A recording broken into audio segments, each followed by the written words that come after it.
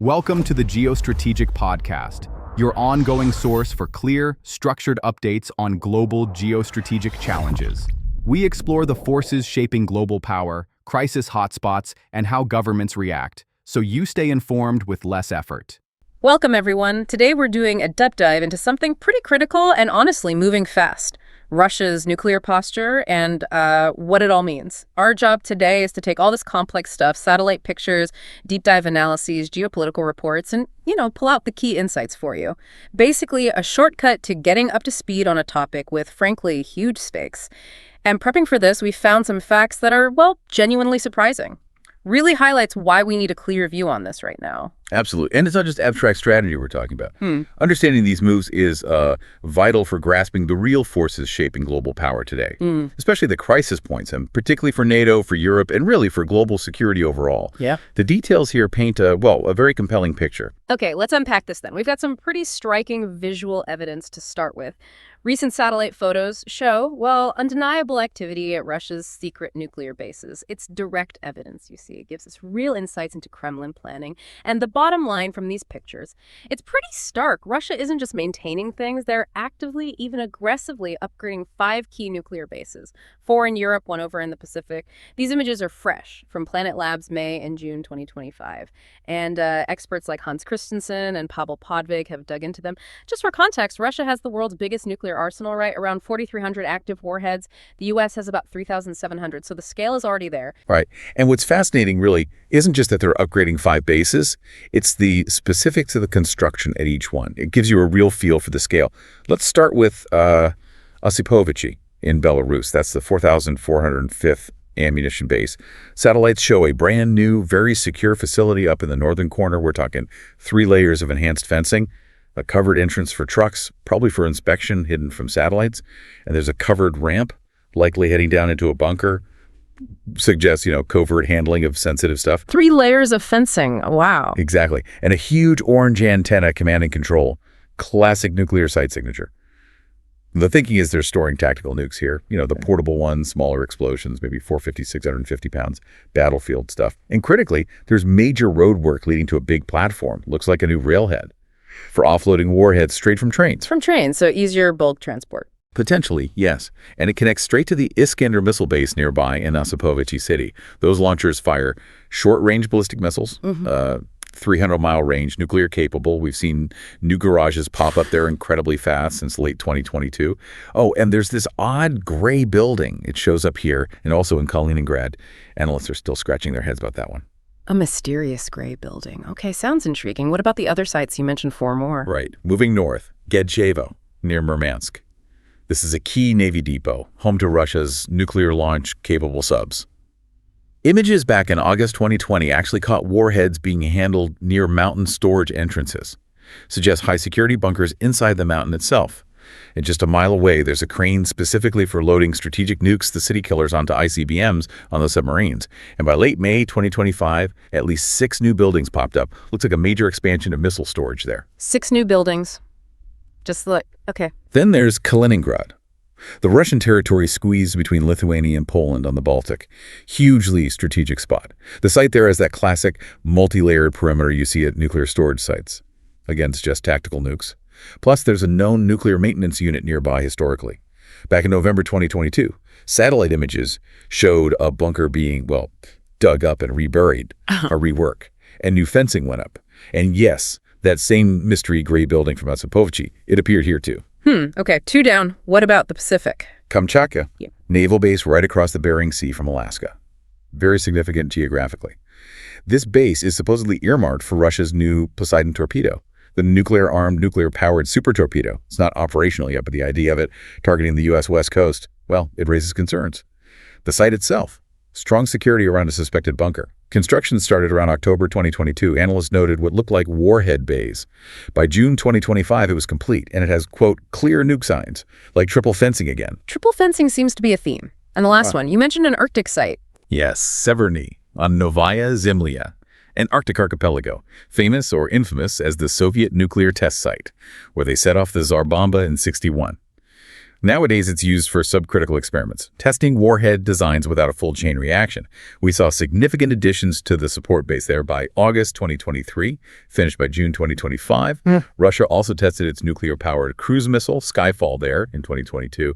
But the big find recently, a second tunnel entrance, plus 4 new buildings nearby. That suggests a big activity beef up, maybe stepping up experiments. Wow, a second tunnel. Okay, that's just a staggering amount of activity across 5 very different, very strategic locations. It's not just tinkering, is it? This feels like a massive coordinated infrastructure push.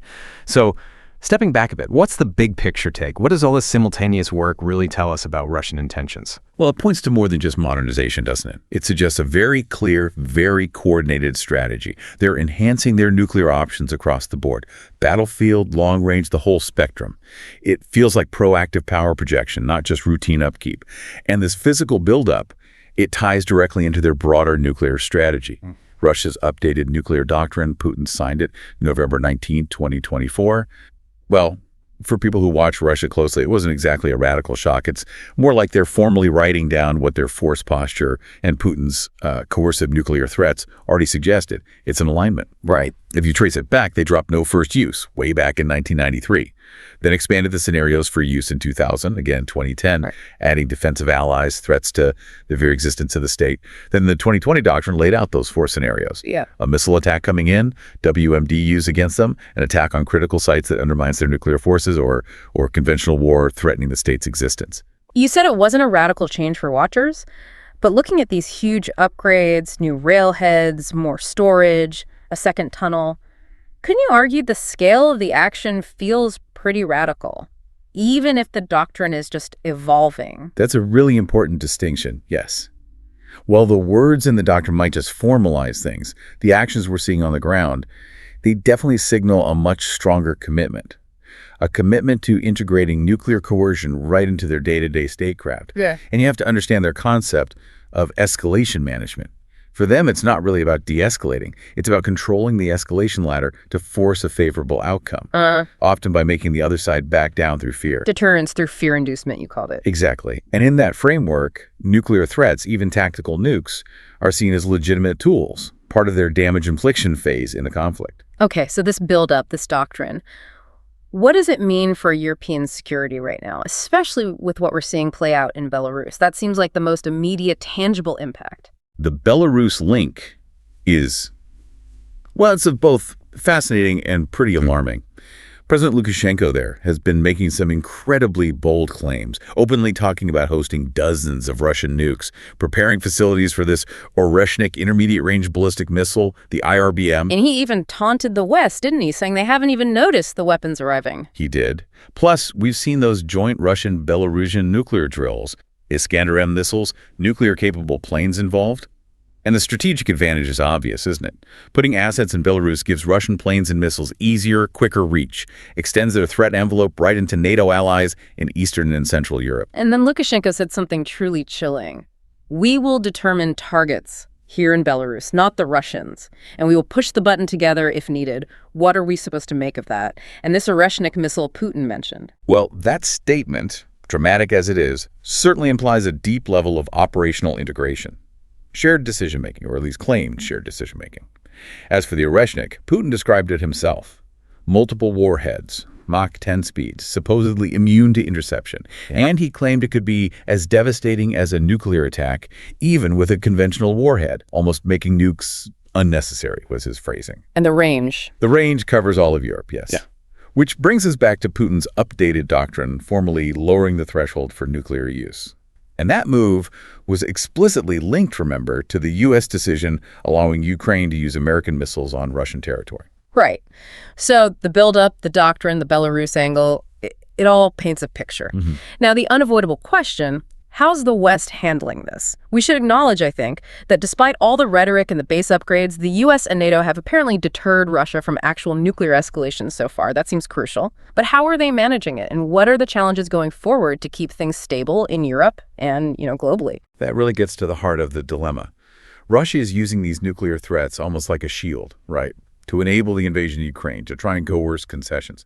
Managing that, it demands really careful application of deterrence theory. Escalation control is critical, as the analysis puts it. NATO has its overarching strategy now, declaring Russia the most direct and significant threat. And that threat level has clearly risen since, say, 2008.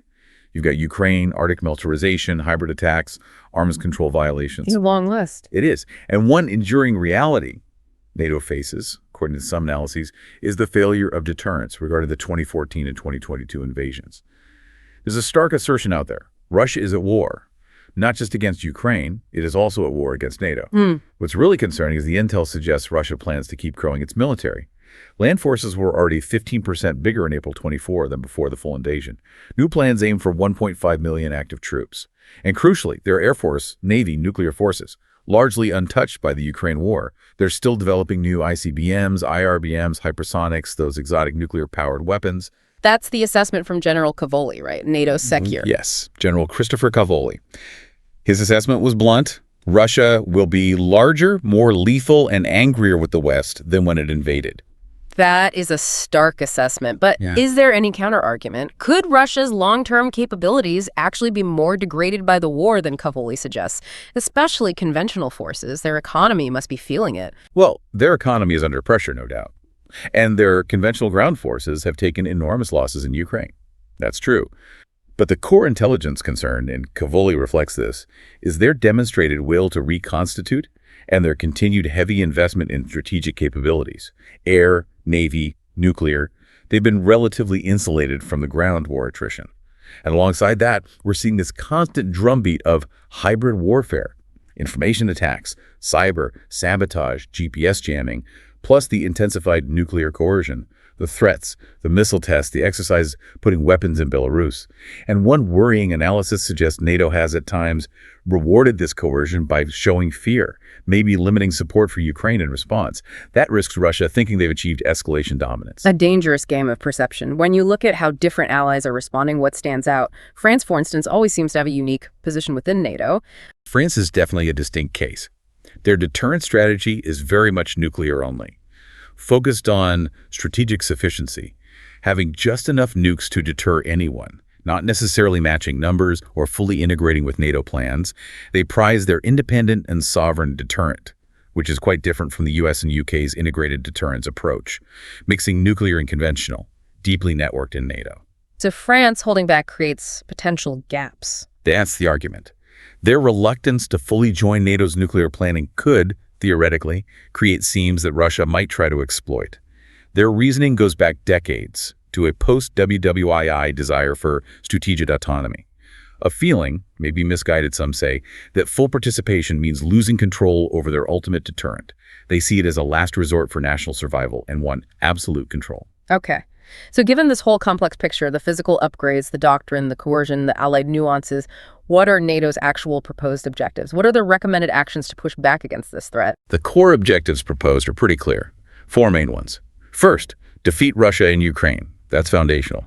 Second, deter Russian aggression against NATO allies. Third, contain Russian influence globally. And fourth, degrade Russia's ability and will to pursue aggression. And achieving those requires concrete actions. Things like accelerating Ukraine's path to NATO membership, making the cost calculus harder for Russia. Massively strengthening defense production across the Atlantic. There's talk of a 5% GDP spending target. Getting serious about industrial capacity for long conflict. Also, formally terminating the NATO-Russia Founding Act, since Russia has so clearly violated it. And on the nuclear front specifically, Updating NATO's own nuclear posture. That could mean new capabilities, like a nuclear sea-launched cruise missile, an SLCMN. Maybe expanding nuclear sharing arrangements. Definitely hardening infrastructure on the eastern flank. Plus, bolstering conventional forces there, permanent brigades, bigger exercises, upgraded air and missile defense, beefing up Arctic posture too, given Russian activity. And beyond military hardware, it's about tackling hybrid warfare more effectively, intensifying Russia's economic and diplomatic isolation, and, perhaps controversially, supporting internal Russian opposition. it really seems clear, doesn't it? Looking at the satellite photos, the doctrine shifts, the Belarus moves. Russia isn't just reacting defensively. It looks like they're digging in, preparing for a long confrontational relationship with NATO. This isn't a passing storm. It echoes General Cavoli's warning. This is likely a long-term struggle. And regardless of how Ukraine ends, Russia is likely to emerge, as he said, larger, more lethal, and angrier. Now, NATO undeniably overmatches Russia in military and economic power, hugely, but turning that potential into effective deterrence and defense, that comes down to strategic vision and political will. Which leads us to a final thought. This deep dive really shows how complex deterrence has become. In this landscape, with constant nuclear signaling and a visible buildup, what does deterrence truly mean anymore? How do global powers navigate this without falling into a dangerous cycle of action and overreaction? What does it really take to find genuine stability in this new, arguably much more dangerous era? Something to think about. If you found this discussion valuable, please like, share, and subscribe to the Geostrategic Podcast for more in-depth analysis on topics that shape our world. Stay informed, stay ahead, and stay tuned for the next episode. Thank you for listening.